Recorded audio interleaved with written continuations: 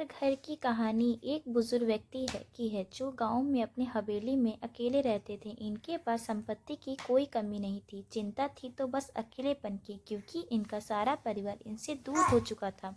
बुजुर्ग के 3 बेटे थे जो शादीशुदा थे। अक्सर बुजुर्ग अपने बेटों से मिलने के लिए तरसते रहते थे, लेकिन उनका एक भी बेटा उनसे मिलने नहीं आता।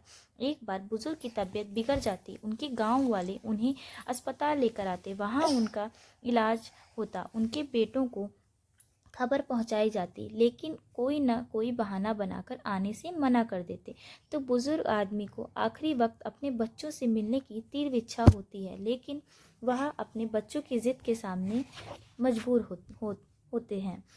अस्पताल से घर पहुंचाने के बाद उन्हें एहसास होता है कि वह अब ज़्यादा दिन तक जीवित नहीं रह पाएंगे, इसलिए उन्होंने अपनी संपत्ति अपने बच्चों के नाम करनी होगी। बुजुर्ग ये बात समझ चुके थे, उनके बेटे कागजी कार्रवाई के लिए समय नहीं निकाल पाएंगे, इसलिए उन्होंने अपनी सारी संपत्ति बेचकर हीरे खरीद लिए और अपने बच्चों को यह बात बताई। तीनों बेटे हीरे की बात सुनते ही गांव जाने को तैयार हो गए। उन्हें लगा कि कहीं उनके पिता वह हीरे किसी को न दे दें। तीनों भाई आन पान में अपने परिवार के साथ पिताजी से मिलने जाते हैं। जैसे ही उनके बेटे बुजुर्ग के सामने आते हैं, उनकी आंखों से आंसू निकल आते हैं। वह अपने बेटों को गले से लगाने के लिए हाथ फैला देते हैं, लेकिन अपने बेटे आते ही साथ पूछते हैं, हीरे कहाँ है पिताजी?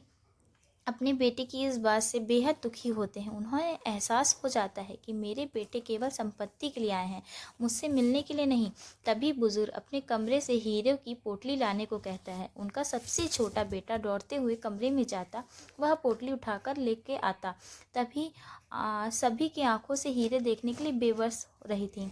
तभी बुजुर्ग व्यक्ति पोटली खोलने और जैसे ही पोटली को उल्टा करके उसमें से हीरे निकालते हैं तो उसमें पोटली केवल पत्थर के टुकड़े ही गिरते हैं। बुजुर्ग व्यक्ति पोटली से पत्थर गिरते देख चिंतित हो जाते हैं और पागलों की तरह जोर जोर से पूछने लगते हैं, हीरे कहाँ गए?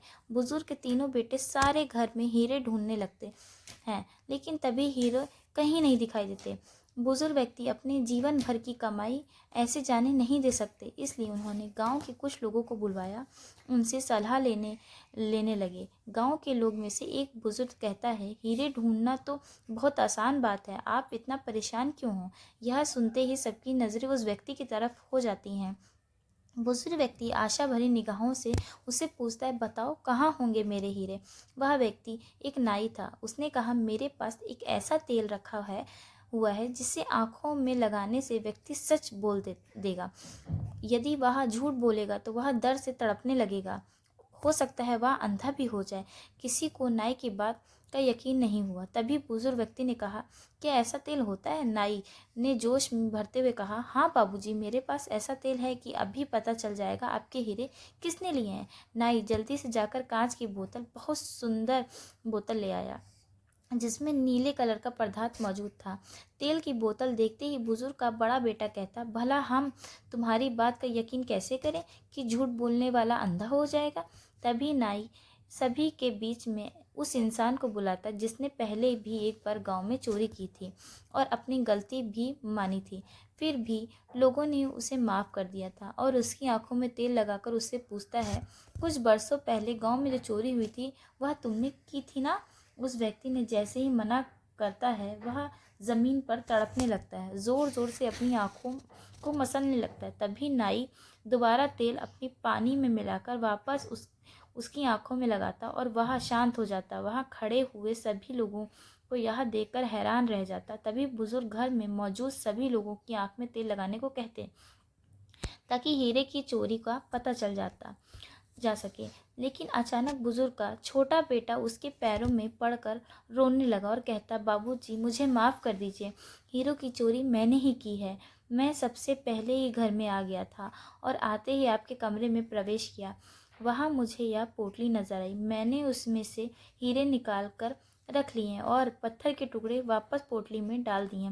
बुजुर्ग व्यक्ति ने अपने बेटे की बात सुनकर बहुत दुख हुआ और उन्हें नाई को धन्यवाद देते हुए कहा, आप तो भगवान हैं जो जितना बड़ा चमत्कार पल भर में कर दिए। तभी नाई मुस्कुराते हुए कहा, जी नहीं बाबूजी, मैं तो एक साधारण इंसान हूँ और मेरा यह तेल भी सामान्य तेल है जिसमें मैंने नीले रंग का मिलाया हुआ है। यह कोई चमत्कारी तेल नहीं। वह व्यक्ति यह तरकीब जानता था जिसने मैंने पहले ही कह दिया था कि मेरे प्रश्न पूछने के बाद विचित्र क्रिया करने लगने लगा। सभी नाई बात सुनकर उसकी बुद्धि की बहुत तारीफ करते। बुजुर्ग व्यक्ति को समझ में आ जाता है कि नाई अपराधी का पता लगाने के लिए यह खेल खेल रहा है और बुजुर्ग उस पोटली के कुछ हीरे नाई को दे देता है और बचे हुए हीरे अपने बच्चों को सौंप कर हमेशा के लिए अलविदा कह देता है। तो दोस्तों, आपको इससे पता चला ना कि कौन कितना अपने पिता के साथ रहता है, कौन कितना नहीं। और धन का लोभ तो सबको है। दोस्तों, इस कहानी से मैं क्या ही और बताऊं कि अपने ज़्यादा से ज़्यादा वक्त अपने माता पिता को दें, क्योंकि वो आपके लिए पूरा जीवन संवारने के लिए अपना